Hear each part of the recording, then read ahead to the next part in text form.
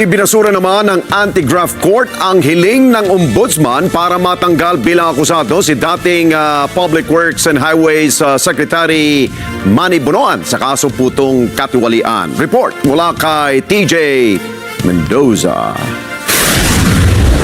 Ibinasura ng Sandigan Bayan 2nd Division ang motion to file amended information na isinampa ng Ombudsman para sana maalis bilang akusado si dating Public Works Chief Manuel Bonoan sa kinahaharap nitong kasong katiwalian.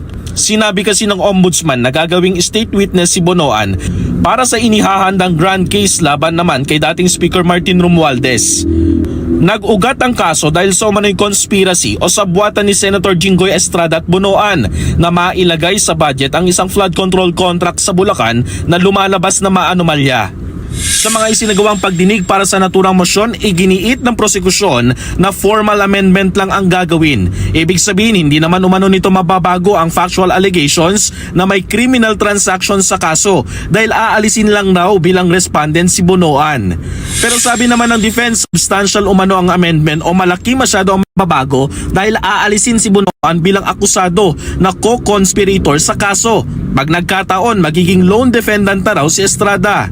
Sa resolusyong inilabas ng Anti-Graft Court, sinabing maaapektuhan umano ang teorya ng depensa kung aalisin sa kaso si Bonoan. Ang pagtatanggal rin ng alegasyon ng conspiracy at ang pag-usad ng kaso na mag-isa na lang si Estrada ay magiging hadlang para makapaghanda ang senador ng maayos na depensa. Pero hindi raw na prejudge ang posibilidad na maging state witness nga sa kaso si Bonoan ayon yan sa Sandigan Bayan. Hindi raw ito ang tamang yugto ng pagdinig para hingin ang pagiging testigo ng dating kalihim. Sinusubukan pa namin kuhanan ng pahayag ang ombudsman pero wala pa silang tugon ukol rito. TJ Mendoza para sa Mata ng Agila. Matatag, matapang, matapat.